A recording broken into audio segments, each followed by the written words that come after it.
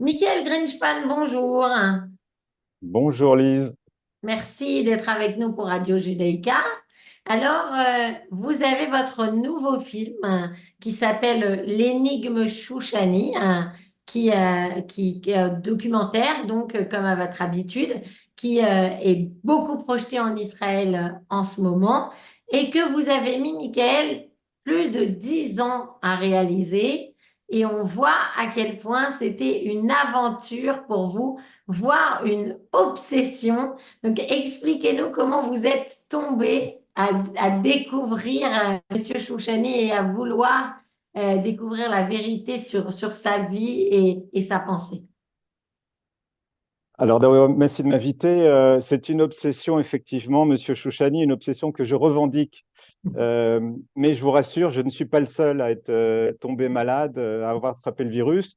Beaucoup de monde, déjà de son vivant, ceux qui l'ont connu, ceux qui l'ont rencontré parfois pendant un quart d'heure, ont aussi été contaminés par ce virus Chouchani. C'est un des personnages les plus incroyables, les plus il est tellement unique qu'on a du mal à le résumer. Au début de l'enquête, je pensais qu'il y avait presque rien à dire. C'est un mythe, comme tous les mythes. Voilà, Zorro, Eliyahu Hanavi, enfin, on peut rien dire finalement. Il n'y a aucune matière concrète. Et au fil de l'enquête, qui effectivement m'a pris 11 années, j'ai trouvé tellement de choses, tellement de matière passionnante parce que les gens qu'il a rencontrés et qu'il a formés sont devenus des grands du judaïsme et des grands ingénieurs et des grands scientifiques et des grands enseignants. Donc j'ai rencontré tellement de gens passionnants qui m'ont parlé, qui m'ont appris des choses sur ce personnage et au-delà du personnage.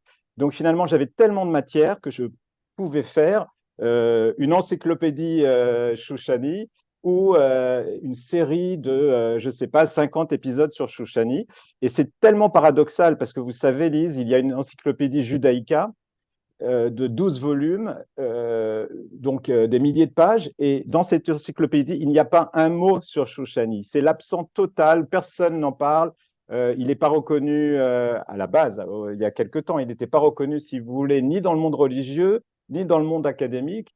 Ce qui fait que j'ai eu aussi du mal à convaincre les chaînes de télé qu'il y avait ici un sujet à enquêter, oui, à travailler, parce qu'on me disait on ne peut pas faire un film sur un fantôme. Voilà, et je pense que j'aurais prouvé le contraire, parce que comme vous l'avez dit en introduction, le film remporte un succès, on peut dire foudroyant, parce qu'il y a un effet viral, les gens vont le voir le film, veulent revoir le film, invitent leur famille, le bouche à oreille marche de façon extrêmement efficace. Et je dois dire que tous les publics, des Haredim, j'ai projeté hier à midi à des Haredim, le soir c'était au public religieux sioniste de Jérusalem, à Tel Aviv c'est plutôt les laïcs, il y a des enfants, il y a des vieux, et même les critiques de films ont été conquis puisque j'ai gagné, enfin le film a gagné le prix du meilleur documentaire de l'année en Israël. Voilà. Et Donc c'est tout à fait mérité. Alors, et ça, ah, la c'est carrière avait gentil. commencé à Haïfa, mais ça avait mis un petit peu de temps. Là, en ce moment, justement, pour tous nos auditeurs qui sont en Israël, il reste pas mal de projections. Tel Aviv, c'est à la Cinémathèque. Vous pouvez regarder sur le site, il y a beaucoup, il y a plusieurs projections. Jérusalem, c'est le 26 mars et Herzliya, c'est le 25 mars. Donc, vous avez encore le temps d'y être. Et puis, bien sûr, très important aussi, Michael, la diffusion sur Cannes Ahad Esrei, une chaîne israélienne publique très respectée. Et ça, c'est normalement pour la fin du mois de mars. Dites-nous, la première fois de votre vie que vous avez entendu parler de Chouchani, c'était quand, Michael? Écoutez, dans le film, je raconte que j'en ai entendu parler à Taverny. À Taverny, c'est cette maison d'enfants de Lozé qui a accueilli les orphelins d'après-guerre, dont Elie Wiesel et d'autres. En réalité, j'avais déjà entendu parler vaguement, mais vaguement de Monsieur Chouchani par Elie Wiesel, Lévinas, etc. Mais ce que je raconte, vous savez, ce qui est important, c'est pas tellement d'en avoir entendu parler, parce que beaucoup de gens ont juste entendu parler. Ce qui est important, c'est le moment où j'ai compris qu'il fallait faire ce film. Et en fait, c'était une rencontre avec un monsieur qui n'est plus de ce monde, Avraham Oren, qui habitait au kibbutz, Esde Eliaou. Et Avraham Oren était donc déjà une personne âgée à l'époque et m'a dit qu'il y a un personnage, enfin, il y a un événement qui l'a marqué dans sa vie, c'est d'avoir rencontré un maître comme Monsieur Chouchani, à tel point que lorsqu'il est parti, Avraham Oren est resté orphelin. Il a cherché toute sa vie un maître du même niveau que Monsieur Chouchani et n'en a point trouvé. Donc là, je me suis dit, et il faut voir comme ça ces vieilles personnes qui parlent avec de la lumière dans les yeux parfois, parce que voilà, c'est un personnage qui émerveillait, émerveillait. Certains disent même qu'ils ont rencontré une apparition divine. C'est dans ces termes-là qu'on parle de lui. Parce que bon, on va résumer. D'abord, un génie avec la mémoire photographique exceptionnelle, c'est-à-dire dès qu'il lisait un livre ou le journal ou quoi que ce soit, il s'en souvenait. Donc, c'est déjà assez rare, ça existe, des gens. Ensuite, un homme qui habite dans la rue, sale, désagréable, avec une voix aussi désagréable, un homme qui vexe les gens, qui est très difficile, qui chope des choses, qui a un peu de kleptomanie, comme ça.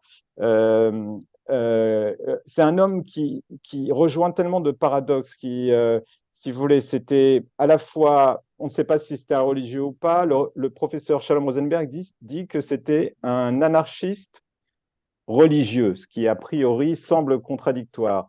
Donc, il ne respectait aucune loi. Ce qui était très important pour lui, c'est que ses élèves comprennent l'importance de l'étude et aussi l'importance de ne pas être superficiel. Et ça, c'est jusqu'à son nom et jusqu'à son histoire personnelle qu'il enseignait ça. C'est-à-dire que ses élèves ne lui demandaient pas son nom, parce que lui considérait que s'intéresser aux petites choses, on va dire, c'est un peu comme les paparazzis, comme vous savez, euh, des petites choses personnelles, ça n'a absolument aucun intérêt. Et en fait, j'ai compris ça. Il faut voir le film pour vraiment comprendre ma démarche. C'est-à-dire qu'en fait, on a affaire ici à un grand intellectuel, un grand penseur du judaïsme.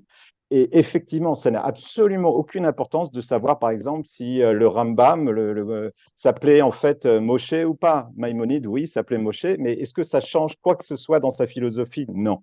Et Shouchani, c'est une des choses qu'il voulait enseigner. Et beaucoup de monde, beaucoup de monde tombe dans le piège. Donc, si vous voulez pas tomber dans ce piège-là, venez voir mon film. Est-ce que vous aviez dès le début, Michael, cette idée des 4 parties du film qui correspondent aux 4 niveaux d'études dans la tradition juive? Non, je vous avoue que c'est venu plus tard au montage. On dit que le montage, c'est une seconde écriture de scénario. C'est ce qui s'est passé dans ce cas-là. Mais ça correspond tellement en fait à Shouchani. Alors Shouchani n'avait pas 4 niveaux, il en avait une infinité. C'est un des enseignements de Shouchani, c'est de montrer que à travers l'étude et l'approfondissement, on va vers l'infini. On peut voir l'infini dans un texte. Lui, Shouchani était capable de donner un cours de plusieurs heures sur un mot, parfois même sur une lettre, sur la première lettre du premier psaume. Il était capable de parler sans s'arrêter, et sur tous les sujets finalement. Et c'est vrai que un génie reste un génie lorsqu'il parle de physique, de philosophie, d'histoire, et on sait que toutes les choses sont liées finalement. Alors, c'est vrai que vous avez cité Elie Wiesel et Emmanuel Levinas et ça crédibilise beaucoup cette thèse du génie parce que sans ça, on pourrait se dire, comme vous l'avez dit au début, bon, c'est un mythe, est-ce qu'il a vraiment existé? Est-ce qu'il était vraiment si génial que ça? Ouais. Et effectivement, vous avez interviewé beaucoup de gens qui parlent de lui et qui l'ont rencontré, Michael. Énormément. Et j'ai trop de témoins, c'est-à-dire j'ai des centaines de témoins, parce que donc, comme vous l'avez dit, j'ai attrapé c'était une obsession, donc je travaillais sans gagner d'argent, hein, il faut le dire, et j'ai accumulé énormément de témoignages passionnants. Il faut dire que donc sur le fait qu'il était un génie, en tout cas qu'il avait des capacités intellectuelles hors normes, tout le monde est d'accord. Là où les témoignages divergent, c'est en ce qui concerne sa moralité.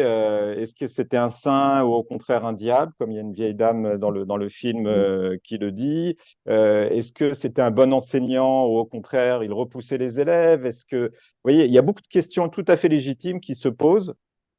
Alors effectivement, parmi les gens les plus célèbres qui l'ont connu, il y a Elie Wiesel, que j'ai eu la chance d'interviewer avant sa mort à New York, qui était lui-même obsessionnel euh, toute sa vie au sujet de M. Chouchani, son maître. Il dit lui-même qu'il n'aurait pas été l'homme qu'il est devenu sans M. Chouchani. Il faut rappeler que Elie Wiesel, non seulement était un excellent écrivain, mais en plus a reçu le prix Nobel et qu'on lui a proposé 2 fois d'être le président de l'État Israël et qu'il a refusé. Et donc, on peut comprendre l'impact énorme qu'a eu finalement M. Chouchani sur tout le monde, puisqu'il a influencé les grands qui eux-mêmes nous ont influencés. Mais il y a aussi, vous savez, des chercheurs dans d'autres domaines, pas simplement il y a donc des rabbins évidemment, des philosophes. Dans le film, il y a le professeur Jacques Goldberg, Zichrono Livracha, qui est un grand physicien spécialiste de l'atome. Lui aussi, il dit qu'en physique, il utilise les principes qu'il a appris de son maître, M. Chouchani, et, etc., etc. Donc, non, ce n'est pas qu'un mythe, c'est aussi un mythe. Il faut commencer par comprendre que c'est un mythe et ensuite progresser dans la réflexion, parce que c'est ce qu'il proposait. Il nous proposait de réfléchir. Voilà. Ouais, on comprend bien que M. Chouchani était une figure majeure des intellectuels juifs du XXe siècle. Alors, pour parler cinéma, Michael, il y avait un Oui, autre défi dans ce documentaire, c'est qu'évidemment, avec tout ce mystère que Chouchani entretenait savamment autour de lui-même, déjà, il y a très peu de photos et donc encore moins d'images. Donc, faire un oui. film sans images, c'était pas facile et vous avez trouvé techniquement une ruse avec ces images en 3D. Comment ça s'est passé? Est-ce que c'est de l'intelligence artificielle? C'est un dessinateur? Comment Ah non, c'est? alors c'est un jeune artiste qui s'appelle David Valls, qui est à la fois peintre et aussi champion, un grand professionnel dans tout ce qui est l'animation. Il utilise plusieurs techniques de 2D, 3D. C'est des mélanges. On a travaillé aussi avec des équipes, hein, mais c'était lui le responsable de l'animation. Et je dois dire que ça rajoute de la poésie et ça nous fait ressentir, parce que c'est ça aussi le cinéma. Vous savez, le cinéma nous permet de toucher le réel, pas simplement c'est pas simplement une expérience intellectuelle, c'est aussi une expérience émotionnelle. Et je pense que c'est réussi au vu, en tout cas, des critiques élogieuses que le film reçoit. Et effectivement, alors, je vous ai dit que j'ai rencontré beaucoup d'obstacles dans ce parcours. Alors, certains m'envoyaient des pics en me disant que c'était sans doute Monsieur Chouchani qui ne voulait pas qu'on fasse un film sur lui. C'est possible. En tout cas, le film a été bloqué longtemps. Pendant qu'il a été bloqué toutes ces années, j'ai donné des conférences. Certains s'en sont un petit peu servis, il faut dire. Bon, c'est la vie. Mais par exemple, lorsque je disais aux chaînes qu'il fallait faire de l'animation, on me disait non, non, fais pas d'animation, c'est trop cher. On ne sait jamais quand est-ce que ça finit, etc. Et il y a un autre défi, c'est que je suis dans le film. Et je joue mon propre rôle d'enquêteur. Et là aussi, certaines chaînes ou producteurs m'ont dit ne fais pas cette erreur. Euh, il y a beaucoup de films avec des enquêteurs et c'est pas ça. Là, c'est un documentaire sur un intellectuel, interroge voilà. Et je leur ai expliqué qu'en fait, tout l'intérêt de Chouchani, justement, c'est de rechercher Chouchani. C'est toutes ces discussions autour de Chouchani. Donc, c'est pas si on commençait si vous voulez, comme un cours plat, à dire voilà, c'est un homme qui est né à telle date, et qui avait telle culture, et qui s'appelait un tel, et qui était influencé par ci, etc. Et il n'y a rien de plus barbant d'abord, et ensuite de rien de plus éloigné du personnage qu'il était, puisque c'était un personnage qui dérangeait, bousculait. Alors, vous savez, il y a un terme en hébreu que j'aime rappeler, parce qu'on en a beaucoup parlé depuis le 7 octobre. Un terme, pardon, c'est pas en hébreu, c'est en araméen. On appelle ça Ipra Mistabra. Ipra Mistabra, ça veut dire en fait, c'est le contraire de ce qui nous semble vrai, finalement, le contraire de la vérité, le contraire de l'apparence. Bon, et si vous voulez, c'est un concept dans le raisonnement de la Gemara, du Talmud. Parfois, en fait, c'est tout ce qui est contre-intuitif. Parfois, voilà, on est dans un avion dans le ciel, on a peur que ça qu'il tombe, et en fait, on sait qu'il y a très peu d'accidents d'avion. Par exemple, vous voyez, et en fait, dans notre vie, on est sans arrêt trompé par nos idées reçues, notre cerveau, etc. Et Chouchani était là pour réveiller tout le monde, que ce soit l'enfant qui étudiait avec lui pour la bar mitzvah, ou le grand philosophe Lévinas, qui avait déjà étudié avec les plus grands. Il les bousculait et il leur apprenait à penser plus loin, plus profondément. Et ça, c'est le judaïsme. C'est une ouverture vers la réflexion, une ouverture vers la confrontation d'idées, la confrontation d'idées. Pourquoi je dis que c'est un rapport avec le 7 octobre, c'est parce que ce qui nous a manqué, hélas, là où l'armée, la grande armée, qui est voilà, une des plus fortes armées du monde, Tsahal, a échoué, c'est qu'elle ne s'est pas suffisamment remise en question dans sa vision de la situation. Et tout le monde pensait apparemment dans les renseignements militaires que le Hamas n'attaquerait jamais, et c'était une grande erreur, comme on l'a vu par la suite. Tout à fait.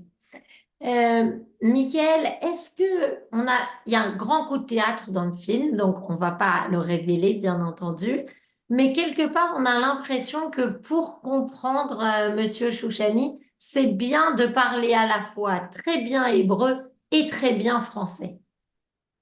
C'est vrai, c'est vrai. Il a passé longtemps, hein, de longues années en France. L'hébreu, c'était évidemment sa langue, j'allais dire sa langue maternelle, même si c'était pas sa langue maternelle. Il pensait en hébreu. Monsieur Chouchani pensait en hébreu, même s'il parlait aussi latin, euh, tibétain et d'autres langues Trente langues. exotiques. Ouais, ouais. En tout cas, sa langue de réflexion, c'est l'hébreu. Et la France, il avait un rapport très particulier à la France parce qu'il y est allé plusieurs fois, qu'il a enseigné à l'école d'Orsay. Manitou l'a renvoyé. C'est paradoxal parce que j'ai fait un film aussi sur Manitou, vous m'avez invité pour ça. Les deux hommes se connaissaient et Manitou a renvoyé parce qu'il était vraiment trop provocateur pour plusieurs raisons que je ne vais pas détailler maintenant. En tout cas, Chouchani parlait français, connaissait la culture française, avait lu évidemment des livres en français. Et en général, ce qui est intéressant chez cet homme, c'est qu'il connaissait les cultures et les hommes. Il rentrait dans leur psyché, si vous voulez. Il était un fin analyste de l'âme humaine, mais ne voulait rien révéler sur lui. C'est un peu un paradoxe, mais c'est un paradoxe qu'il a voulu incarner. C'est un choix. Pour finir, Ouais. Michael Greenspan, vous faites une tournée en France dans laquelle vous allez, j'imagine, parler peut-être et de Chouchani et de Manitou dans les deux cas. Dites-nous un petit peu quand elle a lieu cette tournée. Eh bien, je commence par Limoud, où je présenterai mon film sur Manitou, donc Manitou, la parole retrouvée. Donc le 17 Euh, mars. Exactement. Je parlerai aussi de Monsieur Chouchani, mais je ne présenterai pas le film. Le film commence par tourner dans des festivals et ensuite il arrivera en France, voilà. Et parce qu'on me demande souvent, donc un peu de patience, ça arrive, ça arrive. Sinon, je vais aussi tourner dans diverses communautés pour parler de l'image d'Israël. Alors, c'est encore un autre sujet, mais c'est vrai que je suis un professionnel de l'image et que je connais un peu le terrain, je connais les journalistes, je connais les télévisions, je sais un peu ce qui se passe et je voulais faire part de mon expérience au public en France.